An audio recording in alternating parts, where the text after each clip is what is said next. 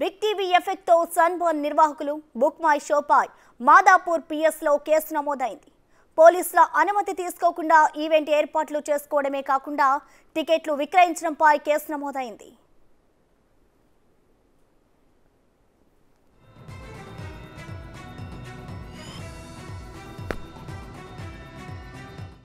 Sunburn పేరుతో నిర్వహిస్తున్న event తీవ్ర దుమారం రేపింది. ఈ వ్యవహారంపై సీఎం రేవంత్ రెడ్డి సీరియస్ అయ్యారు.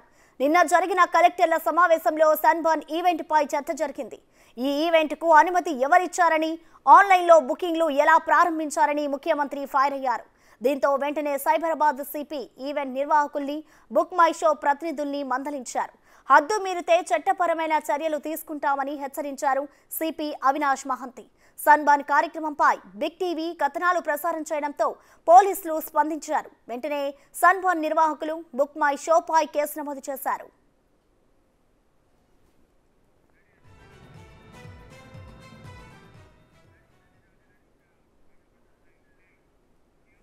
దీనిపై మరింత సమాచారాన్ని మా ప్రతినిధి రానా లైవ్ ద్వారా అందిస్తారు. Rana, over to you. S Prasanna, నిన్నటి నుంచి కూడా సన్బర్న్ కార్యక్రమం జరుగుతుందా జరగదా, లేకపోతే ఎందుకంటే ఆన్లైన్లో పూర్తిగా అనుమతి లేకుండా టికెట్లు కూడా దాదాపు 70% వరకు కూడా వారు అమ్మేశారు. దీనిపైన ముఖ్యమంత్రి రేవంత్ రెడ్డి కూడా చాలా సీరియస్ అయినటువంటి నేపథ్యం ఏర్పడుతుంది. నిన్న జరిగినటువంటి కలెక్టర్లు, ఎస్పీల మీటింగ్లో కూడా ఇదే అంశాన్ని కూడా ఆయన ప్రస్తావించారు. అదే మీటింగ్లో ఉన్నటువంటి సిపి అవినాష్ మహంతి కూడా ఈ యొక్క నిర్వాహకులపైన ఎవరు కూడా మా దగ్గర పర్మిషన్ తీసుకోలేదని కూడా సీఎం దగ్గర చెప్పినట్టుగా తెలుస్తుంది. వెంటనే ఆ యొక్క నిర్వాహకుల్ని పిలిపించిన తర్వాత వారి నుంచి కూడా పూర్తి స్థాయిలో కూడా ఇన్ఫర్మేషన్ కూడా తీసుకున్నారు. మీరు ఎందుకు ఈ రకంగా కూడా పెట్టారనేసి కూడా మీ దగ్గర అనుమతి లేకుండా కూడా ఎందుకు టికెట్లు అమ్మారంటూ కూడా వారిని గట్టిగానే వార్నింగ్ ఇచ్చినటువంటి నేపథ్యంలో అయినప్పటికీ కూడా ఇవాళ ఉదయం వరకు కూడా వారు ఆన్లైన్లో టికెట్లు అమ్ముతూనే ఉన్నారు. బుక్ మై షోలో వారు ఒక యోలో ఎరీనాలో ఈ యొక్క 31st night new year NYE24 sunburn అనే కార్యక్రమం పేరుతో కూడా వారు ఈవెంట్ నిర్వహించడానికి పూర్తిగా రంగం సిద్ధం చేసుకుంటున్న నేపథ్యంలో బిగ్ టీవీ ఉదయం నుంచి కూడా అనేక సార్లు ఉదయం నుంచి కూడా మనము ఈ ప్రసారం చేస్తూనే ఉన్నాము ఈ యొక్క సన్బర్న్ నిర్వాహకులపైన. ఎందుకంటే గతంలో కూడా అనేక ఆరోపణలు వచ్చే సన్బర్న్ నిర్వాహకులపైన. ఎందుకంటే ఇటు గోవాలో జరిగినది, గతంలో ఇటు బెంగళూరులో జరిగినాయి, తమిళనాడులో జరిగాయి, అలాగే హైదరాబాద్లో పలుసార్లు కూడా జరిగినటువంటి నేపథ్యంలో అనేక వివాదాలకు తెరలేపడమే కాకుండా గతంలో కూడా కొన్ని ఈవెంట్లలో డ్రగ్స్ వాడారని కూడా అప్పుడు పూర్తి స్థాయిలో వార్తలు వచ్చాయి. దాంతోపాటు గతంలో జరిగినటువంటి ఇదే సన్బర్న్ ఈవెంట్లో ఒక యువకుడు కూడా మృతికి చెందాడు. సో ఈ మృతికి కారణం కూడా అందులో మితిమీరిన బట్టి ఆల్కహాల్ వాడటం కానీ, అక్కడ అసభ్యకరంగా ప్రవర్తించడం కానీ, లేకపోతే డ్రగ్స్ వినియోగం కానీ ఇవన్నీ కూడా ఎక్కువగా జరిగిన నేపథ్యంలో ఈ యొక్క ఈవెంట్ని పూర్తి స్థాయిలో హైదరాబాద్లో జరగకూడదనేసి కూడా ముఖ్యమంత్రి సిపికి కూడా ఆదేశించారు. ఎటువంటి అనుమతులు కూడా ఇవ్వద్దని కూడా చెప్పడం జరిగింది. ఒకవేళ అనుమతి ఇవ్వాలంటే మాత్రం ఖచ్చితంగా డ్రగ్స్ కంపల్సరీగా ఉండకూడదు. తర్వాత పూర్తి స్థాయిలో సెక్యూరిటీ ఏర్పాటు చేయాలి. మొత్తం ఈవెంట్ అంతా కూడా సీసీ కెమెరాల్లో రికార్డ్ చేయాల్సినటువంటి నేపథ్యం అయితే కనపడుతుంది. పరిమితికి మించి ఎక్కువ జనాభాని కూడా లోపలికి పంపించద్దు. దాంతోపాటు మోతాదుకు మించి ఆల్కహాల్ను కూడా ఎక్కువగా వాడకూడదంటే కూడా కొన్ని సూచనలు కూడా చేసినటువంటి నేపథ్యం కనపడుతుంది. ఒకవైపు వారు ఎటువంటి అనుమతి కోసం అప్లికేషన్ కూడా పెట్టకుండానే ఆల్రెడీ ఈవెంట్ అనౌన్స్మెంట్ చేశారు. ఇటు బుక్ మై షోలో టికెట్లు పెట్టేశారు.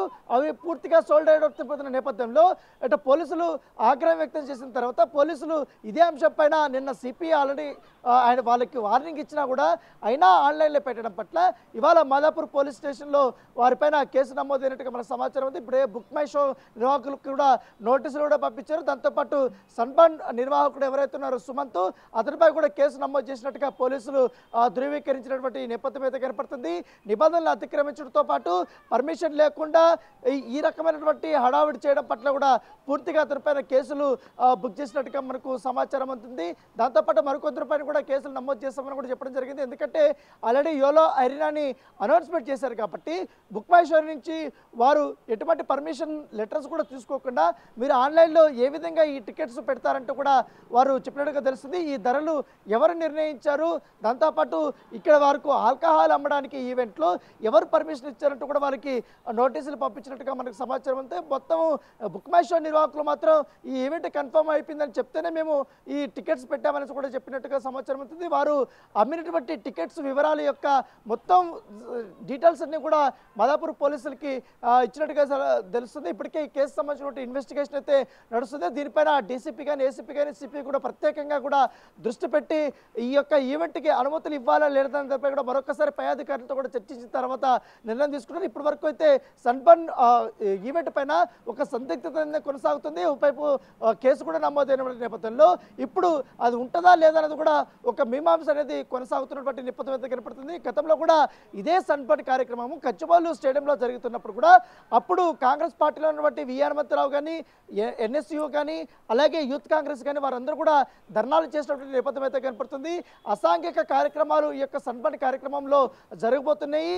ఇది మొత్తం మ్యూజికల్ నైట్ పేరుతో అక్కడ పెద్ద ఎత్తున ఒక సెక్షన్స్ లాగా ఏర్పడి A section B section C section అట్లాగా వాళ్ళకు డివిజన్స్ చేసుకొని విఐపి యొక్క లాంచెస్ అన్ని పెట్టుకొని అక్కడ పెద్ద ఎత్తున కూడా డ్రగ్స్ కూడా వాళ్ళు అమ్మకాలు చేస్తున్నారు. మద్యం కూడా మితిమీరిన రీతిలో కూడా వాళ్ళు చేశారు. దాంతోపాటు అక్కడ వచ్చినటువంటి మహిళల పట్ల అసభ్యంగా ప్రవర్తించారంటూ కూడా గతంలో కూడా ఇదే సన్బర్న్ ఈవెంట్ పైన కూడా ఇటు ఎవరైతే వి హనుమంతరావు కూడా ధర్నా కూడా చేశారు. ఏకంగా సిపి ఆఫీస్ దగ్గరికి వెళ్ళి ఆయన ఆందోళన కూడా చేసినటువంటి నేపథ్యం కనపడుతుంది. సో ఇప్పుడు కాంగ్రెస్ ప్రభుత్వం అధికారంలోకి వచ్చింది కాబట్టి ఇటు ముఖ్యమంత్రి రేవంత్ రెడ్డి కూడా ఈ యొక్క డ్రగ్స్ కంట్రోల్ మీద పూర్తి స్థాయిలో కూడా ఇటు సిపి కొత్తగా వచ్చినటువంటి ముగ్గురు సిపిలు కూడా ఫ్రీ హ్యాండ్ ఇచ్చారు. దాంతోపాటు డ్రగ్స్ మూలాలను కూడా పూర్తిగా ఏరివేయాలని కూడా చెప్పిన నేపథ్యంలో ఇలాంటి సమయంలో ఎందుకంటే గోవాలో సన్బర్న్ అంటే చాలా ఫేమస్, అలాంటి ఈవెంట్ ఇప్పుడు హైదరాబాద్లో జరగడం వల్ల ఖచ్చితంగా ఎక్కువగా ఇది మాదక ద్రవ్యాలు వినియోగం ఎక్కువ ఉంటుందనేసి కూడా భావిస్తున్నారు. దాని తగ్గట్టుగా పూర్తిగా చర్యలు తీసుకున్న తర్వాత ఒకవేళ పర్మిషన్ ఇవ్వాల్సి వస్తే ఆల్రెడీ మెజార్టీ ప్రజలు టికెట్స్ కూడా బుక్ చేస్తున్నారు కాబట్టి కొన్ని నియమ నిబంధనలు అనేది మస్ట్ అండ్ షుడ్ గా పెట్టి వాటికి పర్మిషన్ ఇవ్వాలా లేదన్న నిర్ణయం తీసుకోమని కూడా చెప్పినట్టు తెలుస్తుంది. చెప్పండి.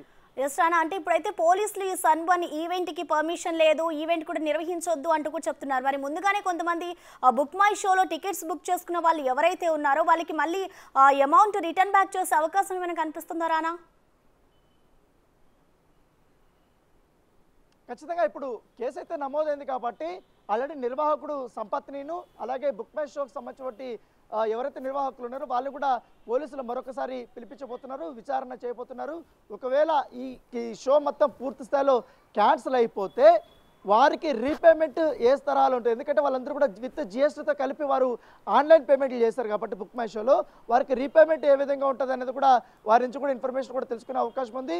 ఇప్పటికైతే సన్బర్న్ కార్యక్రమం అయితే ఇప్పుడైతే పర్మిషన్ వచ్చే అవకాశం లేదు. ఎందుకంటే వారికి ఇవ్వాలనుకున్నా కూడా ఆల్రెడీ అన్ని అనుమతులు కూడా వాళ్ళు ఉల్లంఘించారు కాబట్టి పోలీసులు కూడా ఇన్ఫర్మేషన్ లేకుండా వీళ్ళు టికెట్ అమ్మడంతో పాటు ఈవెంట్ కూడా అనౌన్స్మెంట్ చేశారు కాబట్టి ఖచ్చితంగా ఇది కూడా చట్టరీత్యా నేరం అనేసి కూడా వారు భావిస్తున్నారు. ఎందుకంటే ఇప్పటికే గతంలో సైబరాబాద్ సిపిగా అవినాష్ మహంతి ఛార్జ్ తీసుకునేటప్పుడు ఆయన చాలా స్పష్టంగా తీశాడు.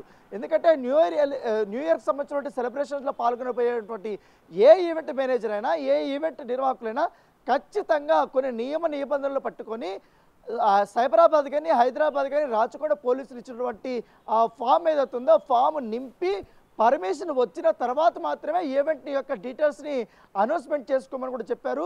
ఖచ్చితంగా 10 రోజులకు ముందుగానే ఈ యొక్క పూర్తిగా అనుమతులు అనేది తీసుకోవాలనేసి కూడా ఆయన చాలా స్పష్టంగా చెప్పినప్పటికీ కానీ ఆల్రెడీ కేవలం ఇంకా 5 రోజులు 4 రోజులు మాత్రమే ఉంది ఇంకా 31st నైట్కి. సో ఈ నేపథ్యంలో ఇప్పటివరకు అనుమతి రాకపోయినా కూడా వీళ్ళు ఈవెంట్ని ఏ విధంగా వీళ్ళు అనౌన్స్మెంట్ చేశారు, ఏ విధంగా వీళ్ళు ఇంత పెద్ద భారీ మొత్తంలో వీళ్ళు టికెట్ల అమ్మకాలు చేశారు, బాగా ఇప్పటికే చాలా వరకు డబ్బులు వసూలు చేశారు కాబట్టి వాటి పరిస్థితి ఏంటి, ఆల్రెడీ బుక్ చేసుకున్నటువంటి వారి యొక్క పరిస్థితి ఏంటి అనేది కూడా పోలీసులు ఇప్పుడు ఆల్రెడీ విచారణ చేస్తున్నారు. కాబట్టి ఆల్రెడీ బుక్ మై షోకి నోటీసులు పంపించారు.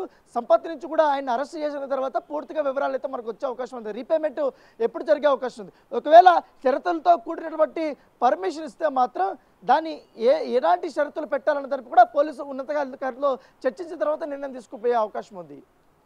Right, thank you Rana.